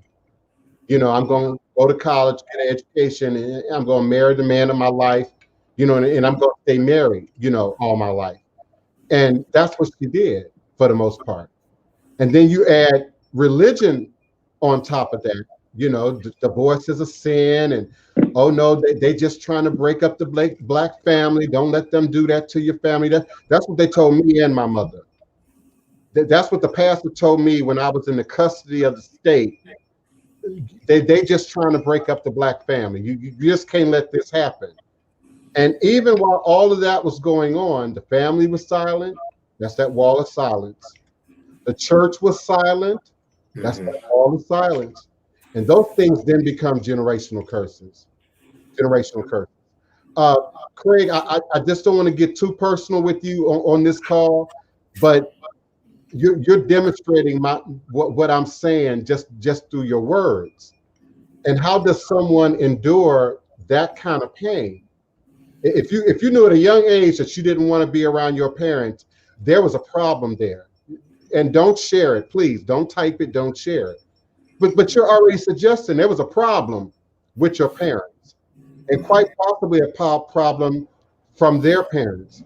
So much so that you left home at the same age that I did and risked going out into the world. Now, the difference is I knew I would never have kids. This ain't got nothing to do with being gay. I'm talking kindergarten, y'all, 5 years old. I don't want no kids.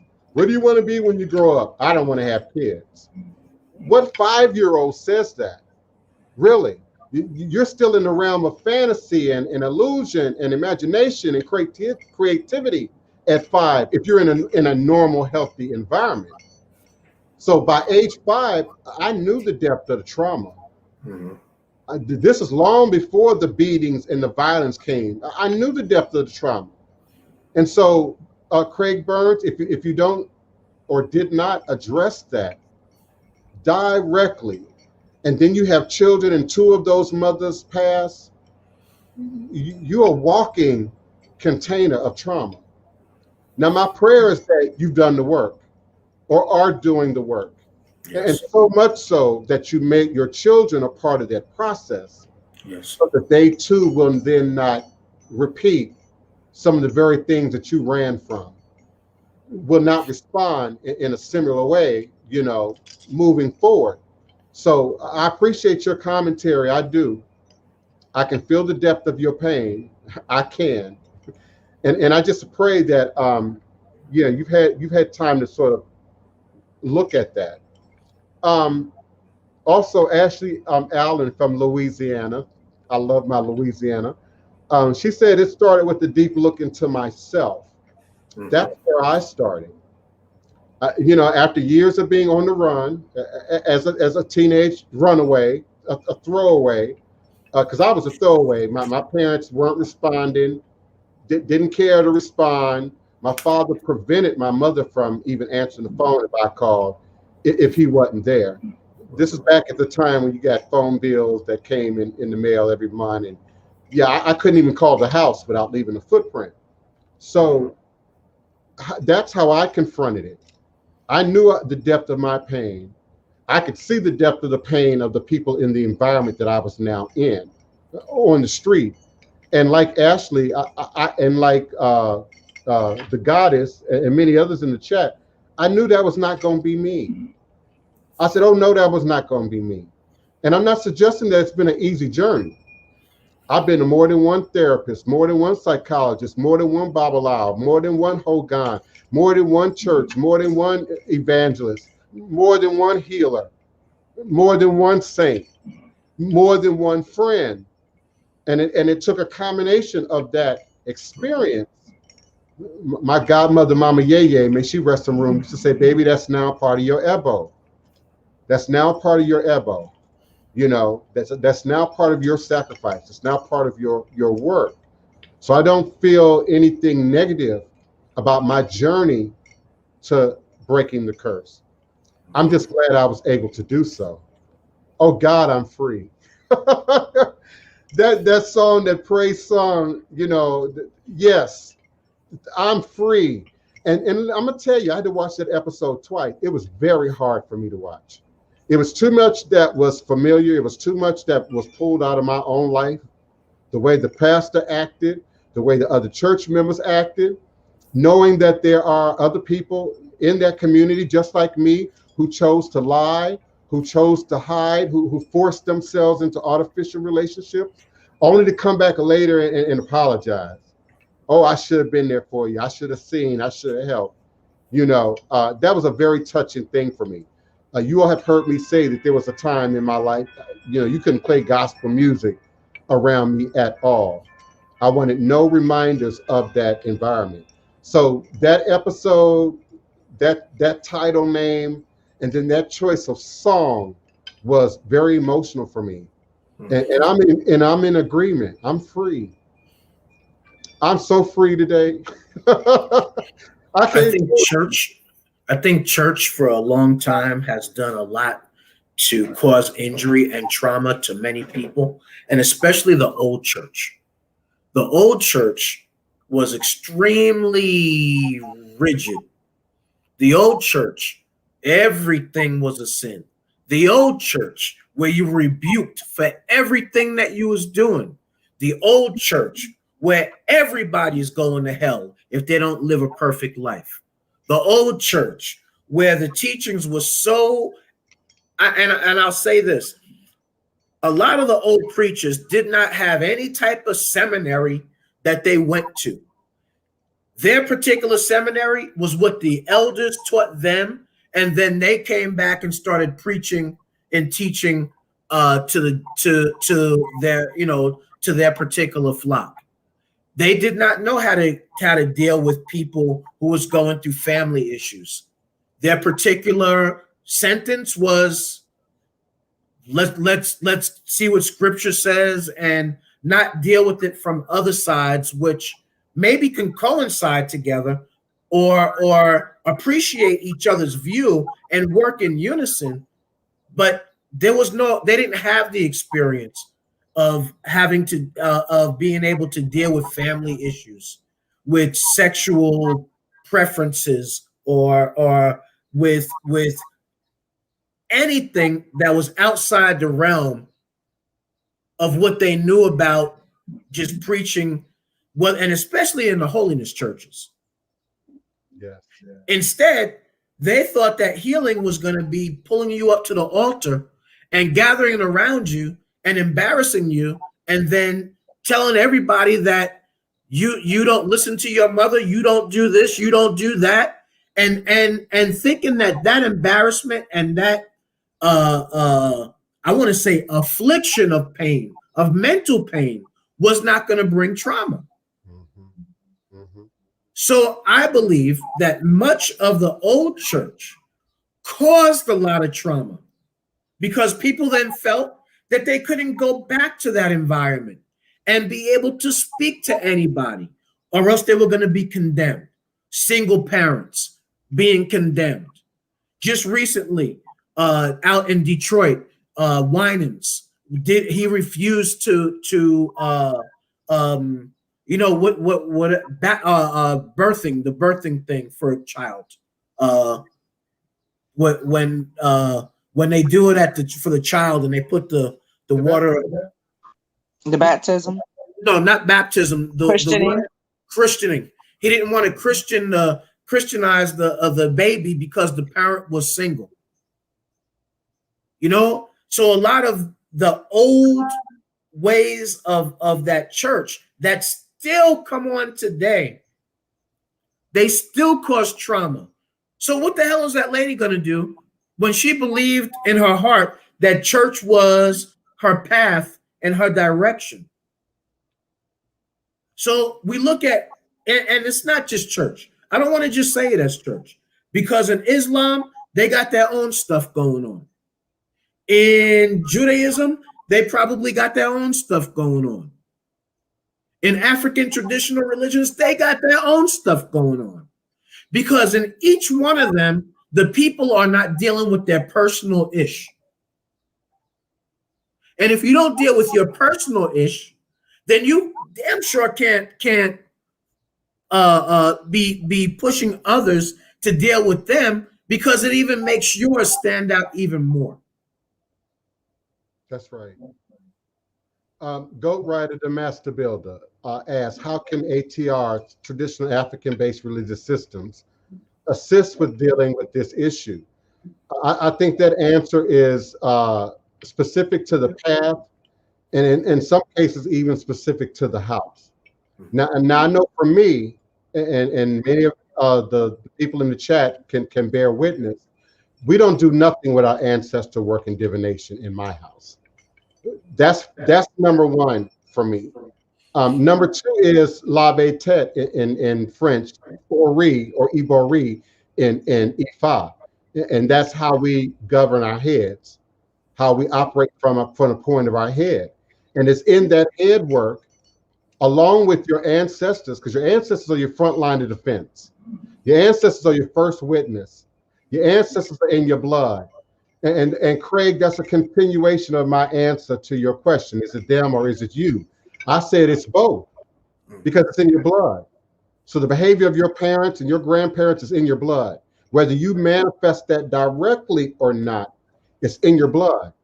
And sometimes they don't show up as a repeating of behavior or a pattern, but cancer, diabetes, heart problem, it shows up as other things. And then in the case where it does skip a generation, move on to the children, addiction, trouble with the law, other disabilities, so how we deal with it in ATR, you've got to have a secure foundation. And I like what Ashley Allen said. It started with me. I begged out, I cried out, as many of you have. I argued with God about that book, about these people that was representing him. I argued with God about that. And I did it for a number of years in my late teens going into my 20s. And every time I did so with earnest, not just to vent some emotion, expecting some kind of response from the creator. Because see, I wasn't going to be able to believe. I wasn't going to be able to accept. I wasn't going to be able to operate in that if God could not show me itself, without the middleman. And every time I prayed that, God pointed right back at me. Your answer, Ashley, it starts with, who are you? Who are you? Who are you? And so that's why in my house, ancestors are first. They're in your blood. They were there at the point of insemination. Before you develop personality, your ancestors were already present. And then your head, your consciousness, if you're not clear, if you're not healthy, if you're seeing life through clouded glasses, dark glasses, rose-colored glasses tainted with pain, then you're not going to see clearly. You're not going to see the blessing right in your face. And so I couldn't, at that moment in my life, I couldn't see the blessing, which was I survived. I escaped. I got away. I was living in New York City at the time on 5th Avenue on the 110th floor of my building. Okay. I couldn't have been more satisfied in the world's perception. Had a great job, great location. I was young, partying, but that depression and that trauma was ever present. That's the one time I was most suicidal in my life. And I wanted to jump out of that building. I would go out that balcony and think about it often. So God spoke to me loud and clearly. Who are you? Where'd you come from? And so that started my journey first through the Bible. And of course, the Bible takes you right back to the Middle East in that region of the world. Then I wanted to better understand Kemet, Egypt, as many of you in the room have done.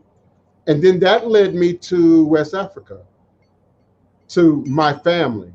Me and my cousins don't like to say tribe. Just to my family, to my ethnic groups, to groups with an S, to who we are. Because in this journey of DNA, I've also learned I got some 360 sets of grandparents between right now and this time and space, and potentially when my family first left that continent, coming here. So it's easy to not know the root of the problem. It's easy to not see the root of the problem. And then, as my cousin suggested, when that's duplicated, repeated, generationally, it becomes the norm. Oh, but that's how men act. That's how women act. This is what families do.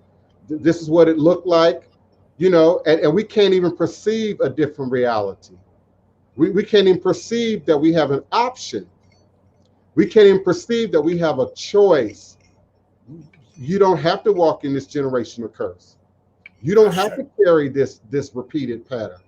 But when you're clouded in vision and your head ain't clear, you can't see that. And unfortunately, when you are in the depths of your negativity, when you're in the depths of your depression, that's really all you can see.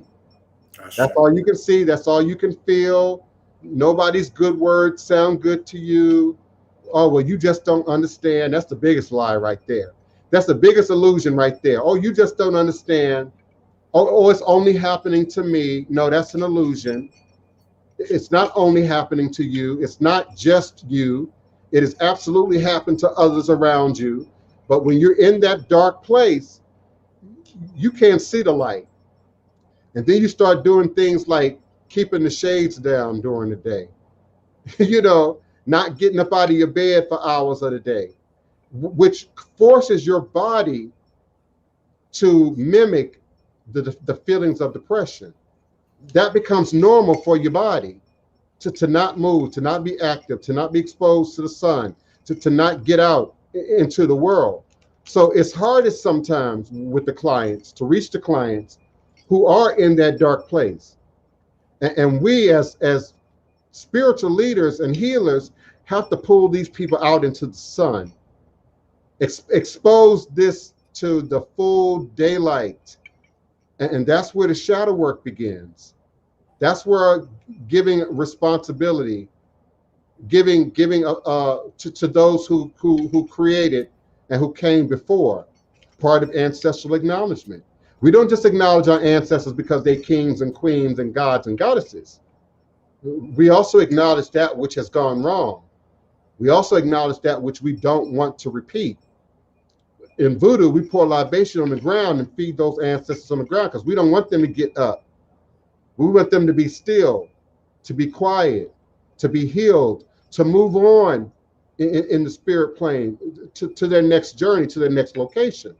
That's not the same as those ancestors that we want to intervene in our business. That's not the same thing as Egungun. I don't think troublesome ancestors manifest in Egungun masquerade. Do they, cousin?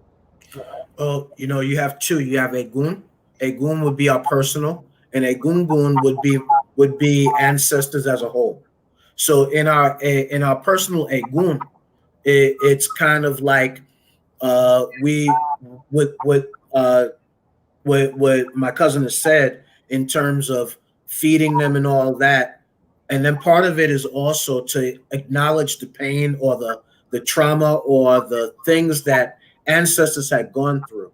Some of us have had difficult relationships with ancestors while they were alive, but in their transition, we also have to remember that they've elevated in consciousness, and now we should still be reaching out to them because they sometimes are the ones that will help us, you know? So we do have to work very close with our ancestors. One of the only things that I see a little bit different, and that is, as he knows, in our temple, we start with Ori, then we go to ancestors, then we go to Ifa. That's the only thing that we do maybe a little different. But everything else that you said is an exactness, as well as one of the things that ATR can do in assisting is when you go to the Babalao, when you go to the Oloye, if the Oloye has experience with certain things, like my experience was 20 years of mental health. So those that are going through some challenges with mental health, when I pull a Odu, I can therefore speak to the experience in that Odu of what it's saying about mental health as well, and how to be able to assist somebody in that mental health capacity within the message of Ifa towards that person. And I think you can too, cousin, because in going through the Odus give us deep messages, but then as we have the connection with Odu, we then can say, this person came in Arun. That means they're going through this particular challenge. So now this is the path that you can take step by step. And then each, these things, if you do this, then by this stage, you'll see and see a difference and feel the difference. Sometimes you can feel it before you see it. Sometimes you see it before you feel it. And then sometimes they work in unison together, which is the best, because then you're like, I see it and I feel it. This is sensational, So it's really individual journey, and you hope that the elder, the Babalawo, the Oluo, or whatever, is one that has the experience enough to be able to talk to that truth that you need to hear in that place of healing that you're looking for. Does that make sense? Absolutely, I agree. You know, one of the most shocking moments, Otun, you're gonna be next. One of the most shocking moments in the course of a reading, with me anyway, is when we do have to cross that bridge. You know, how the skilled practitioner has to find words, has to find the way of saying and speaking and suggesting that sort of leads the client to the place where they're ready to sort of drink from that cup of knowledge. They're not always expecting you to talk about their mental health. They just want their boyfriend back. They're not always ready to talk about patterns, you know, within the dynamics of their family. You know, they just want to hit the lotto. You know, so I think when you are dealing with a skilled, experienced practitioner, and particularly elders, that's a part of our job. It's to find a way of speaking to and addressing their trauma. Now I presented a little scenario earlier about the girl who mama had 6 kids with the crackhead, and you know, and she didn't know, she had no clue mental health was going to come up in that consultation at all. Thank God, you know, most often than not, they're willing to hear it and they're willing to see it. But it takes a great deal of eloquence and skill and experience to speak to those areas, particularly in our community where discussions of mental health is not very popular. You know, discussion of how men act and how women act is not very popular in our community. So it takes some skill to even get a client to that place to want to look at that dark area, that gray area of their own etheric body that ties them to that trauma, to that abuse, to that negative encounter. And it's so easy for people to say, well, I don't know, and I'm good, and it's not me, it's absolutely everybody outside of me. But we create and recreate our reality. We create and recreate our reality with our mouth, with our hearts, and with our heads. And we often draw experiences to us so that we can learn from them. And those experiences that keep repeating themselves is something that we're not willing to see. It's something that we're not willing to open up to in that process.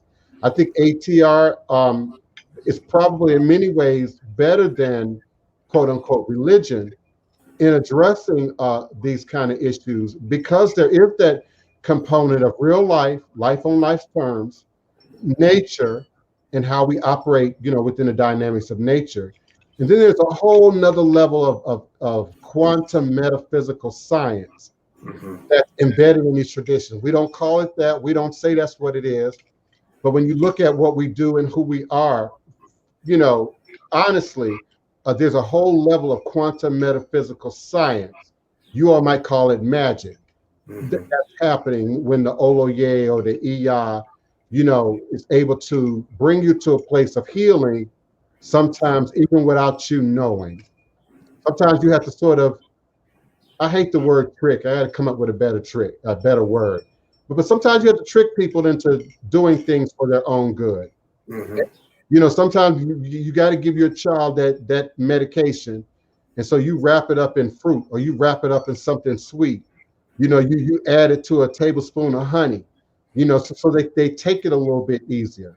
And that's why it's important that the goddess, our queens, our mothers, our wives, learn to operate from your bosom, from your heart, And in doing so, you got to share your story. You got to share your pain. You got to share your trauma. And women, you have the power to help these men heal. You have the power to grab your man, your husband, your boyfriend, your lover, and hold them to your bosom and create a safe space so that they can begin to heal. See, we're too quick to judge, and that's a Western thing. We're too quick to say, oh, he cries too much. Oh, he's too sensitive. Oh, he broke down. And therefore, you're creating an environment, a hostile environment, where many men are less likely to share with you then on that level. Mm-hmm. You make them feel invalidated. Our society already makes Black men feel invalidated from the womb. They try to invalidate me from kindergarten. So being able to share and know that you have that safe space, you know, I'm not talking about the therapist, the psychologist, the minister, the imam, your partner, Mm-hmm. and be able to share from your heart, So women get re-engaged with your bosom. Sometimes that hurt and that trauma and that abuse and them bad relationships cause you to lock up your bosom, cause you to now operate like a man and feel from your head, which is not the most natural place, particularly for a woman to operate from. Otun, do you want to speak to that, beloved? I will say, as far as women dealing with emotional trauma, especially when it's coming from relationships, that's why it's so important to do the self-work first. That's why healing is so important. Another show that you did, I mentioned, you know, healing is important because if you're not healing, then you're going to end up bleeding on someone that didn't cut you. So in essence, as women, we have to understand, first and foremost, when meeting or dealing with someone that's potentially going to be someone that you're in a relationship with, or someone that you're looking to be in a relationship with, understand that what you see is what you get. When a person shows you who they are, believe them. The first time. We have to stop. That's right. That's right. Because what women tend to do, what we as women tend to do, because I've done it, is that red flag you see, that you want to see so much of that good in that person, is going to cause a problem later because it was there. You saw it. And you said, well, you know, a lot of women think that they see some ways in a man and they think they got that stuff that'll change his ways, or I can cook this meal, or I can wear this thing and put it on him like that. And all you're going to get is disappointed and ran through. Once you're able to look at a person and see where you're meeting them at, what level they're on, where is their mind, where is their spirit, there are so many things that we need to learn how to do. Get out of that desperation. Learn how to fix you first. We cannot get out of one situation, jump to another. No one is healing. And meanwhile, you're carrying that trauma on to the next situation. And it's going and it's going and it's going. And speaking of generational curses and generational patterns, while you're doing all of this, if you have children, they're watching you do it. So if you have a daughter, she may be thinking that it's all right for a man to do this, or it's all right for her partner to do that because mommy took it, because mommy dealt with it, because mommy was so strong and mommy didn't walk away. So I need to be strong and not walk away too. Wrong answer. Same thing. I saw daddy do this, or I saw daddy do that, and mommy didn't go nowhere. So it's all right. It's all right. And this is how it's supposed to go. And no, that may not be the pattern. It may not be the thing or the lesson that we want to teach our children, but they are observing and absorbing much, much more than we could even potentially imagine. Not just physically and what they're seeing, but mentally, spiritually. They are soaking it all up, particularly when they're that young, because they have no filter. So they get it all. The good, the bad, and the ugly. And so we have to understand. The boys, not just the girls, the boys as well. Yes, and that's why I said the boys too. When you're seeing daddy do these things, then it's okay. But I'm saying your daddy. Even the single-headed household where there's a mother, and she's got boys and girls, the boys are absorbing it just as well as the girls. That's the absolutely point. Yeah, that's That's why I said, even with the boys, and they're saying, oh, well, this is what's happening, or mommy's taking this. Okay, so this is what I can do. And then they're not understanding why it's not supposed to be done, because that's what they saw. Whether it was being dished out or being received or however they saw it, this for them became the norm. Mm-hmm. Mm-hmm. And it was okay because nothing was ever said or done against it. Mm-hmm. So then that in turn can produce an issue for them, because now when it's their turn and someone speaks out and they're not understanding, like, what do you mean? Mm-hmm. I saw this is what I know. And that's where we have to be careful, especially women, in doing the work and understand that sometimes we have to take that time for ourselves. It's okay to step back, to take those moments and to be on our own sometimes, because we have to learn how to love on ourselves. I keep saying it. You can't give it to someone if you don't have it for yourself. If you don't love you, if you can't look in that mirror and think you the flyest thing walking since sliced bread, if you don't feel like your body is all right for you, if you don't feel like your hair is like this or your hair is like that, or your body, whatever it is with you, if you can't find that happiness, that satisfaction, that contentment within yourself, you're not going to have it to give it to anyone, a partner, a child, and no one. So it's important, it's pertinent that we do it. And healing is important because we want to make sure that we are done, that trauma is handled before we move on and hurt someone that had nothing to do with it, and in turn add to their trauma that they may be coming with. Mm-hmm. So it's cycle. Are you to share, before I move on to Neophyte Vokur, are you willing to share how ATR or how Ifa in particular has helped you address these issues personally? Absolutely. I come from a background of strong women. Throughout all of this, my background of strong women, I admire them. I've learned so much. I've noticed issues and have seen issues in on one side of my family line where that's all it was. Super strong, wonderful Black women. Mm-hmm. Had plenty of children, no spouse. And I will say and attest that, and seeing in my dealings with different relationships throughout my life, there is a such thing as being too strong. Mm-hmm. Because when we allow that strength to cloud judgment, to cloud self-accountability and self-reflection, it then becomes a problem. And where we're not teachable. Anytime a person is not teachable, they can't go no further. There's nothing you can do with a person that is not teachable. So I had to learn in dealing with myself that I had to become and be willing to be accountable, even when it doesn't feel good. See, we all want truth to be pretty, wrapped in a bow with sugar on top. And truth is what it is. And sometimes the truth is ugly. Sometimes it hurts. And sometimes it just downright sucks. But it's going to be what it's going to be. Where it comes in with the difference is our willingness to look at it, stand in it, see it for what it is, and make the changes necessary. Because it's not how you start. It's how you finish. Everybody has growing to do.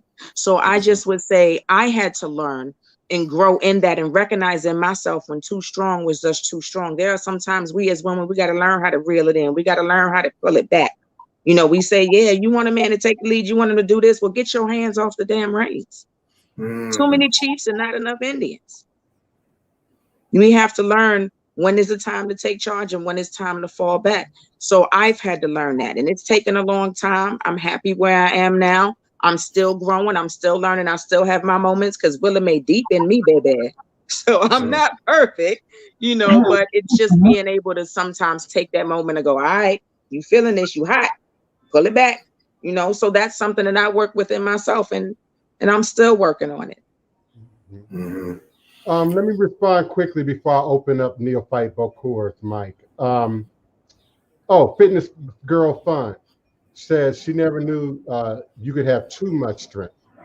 An immediate example that comes to my mind is the addict that has no bottom. And so they don't feel no pain, they don't feel no consequences. They keep running, and they have no bottom. Now you might say that's an example of having too much strength, holding on, not allowing yourself to feel, not allowing yourself to be sensitive, not allowing yourself to check in with your own feelings, because you have to be completely disconnected from how you feel to be an addict, a long-term addict. You have to be completely disconnected from the repercussions, from how you feel, to what your triggers are. Those are the things that we learn in recovery. What are your triggers? What causes you to feel insecure? What causes you to feel weak? So yeah, there is a sense of being too strong. There's a sense. Neophyte Bokor, beloved, before we run out of time, did you have something you want to share? Yes, thanks for having me. I had to pull over for this topic. I mean, talking about triggers and things of that nature, you got to be clear and focused of mind to be able to even speak on things that are your triggers, to try to build some kind of rapport or conversation with someone else who has their own triggers. And I have questions about right now what seems to be the hot button topic for a lot of these different pages that I drop in on are the triggers between relationships right now. Everyone is seeking love. Everyone is seeking relationships, strong kind of moral relationships with a standard that isn't our own, with no spiritual compass to begin with. Our standards are being sort of dictated to us by the economy that we're in. So our love interests are based on economic growth without having a spiritual economic growth first. And it blows my mind that we have these conversations without actually understanding the traumas that we're passing down to our generationally passing down. Like I said, I had to pull over and clear my own headspace out. Well, I appreciate that. Because there's a lot of people that, yeah, it's an emotional one. When people take up valuable mental real estate in your head, you're allowing them to be in your mind space rent free. And we're wondering what's going on with our economy, our spiritual economy. Well, these things are living off of you and feeding off of you for free without addressing the fact that they need to be evicted from your mind space. Painting pictures kind of randomly. I'm going to digress for just a moment, just so I could take a breather. Okay, because I want to ask you, because we're running out of time, but I want to ask you, how does that show up, particularly for men? And specifically for Black men, how does that show up? And then how do we address that? Emotions. It shows up in our emotions. We're not necessarily given that space to actually express our emotions. So it turns up in anger, or it turns up as the quote unquote angry Black man. Well, I was fortunate to have a father that told me, the one thing that you don't hold back is your emotion. My father always had a problem with his emotion. And he told me, like, look, this is what I feel like my problem was. I couldn't express my emotion. I couldn't cry in front of this. My father always was like, look, I don't care how soft it may make you feel or seem like or whatever. Your manhood is your manhood. That ain't gonna change. Your DNA is your DNA, and you came out genetically a man. I'm sorry, that's what you came out as. So you don't have to fear what your emotions are. So my father was always an advocate for express yourself. Come to me when you feel like I need to cry for a second. This hurt. I got pulled over today by a cop who handcuffed me for my tail light being out. I need a shoulder, and we don't have that. We don't have that sort of safe space as far as men go in this environment that we're in. This generation, I feel, still is lacking that safe space to be able to express the built up anger that we actually have, the emotion that we have. right? Without being called toxic or being labeled this or labeled that. These are things that definitely need to be talked about, even more so when actually trying to deal with being in a relationship that we desperately need. We want our Black women. We desperately need our Black women in our lives. But more importantly, we need to know that our Black woman can be that shoulder without also receiving that judgment from them as well. You know, just getting that off my chest. I'm sorry. I digress. I agree. And my mom says it's easier said than done. But yeah, she and I and my sister, we're doing the work together. My mom is 78 years old. So there are no excuses, Black men. There are no excuses, Black women. You know, and if you need help, reach out, communicate. But particularly in this space, reach any one of us, you know, on screen, off air, offline, reach out to us. Know that you have that support. Know that you have that network. Know that you have that family to help you to address, you know, whatever the issue, the complication might be. Don't just walk around in the wall of silence. Don't just hold it in. The unfortunate reality is the deeper you hold it in, the more likely you are to pass it on to the next person. I'm grateful. If I could share one last thing, I think it might be important, and I'll keep it as brief as possible. Holding it in, that part is crucially important. If I'm not mistaken, in our tradition, breathing and the drums and the breathing and the rhythm in which we speak, everything has a place.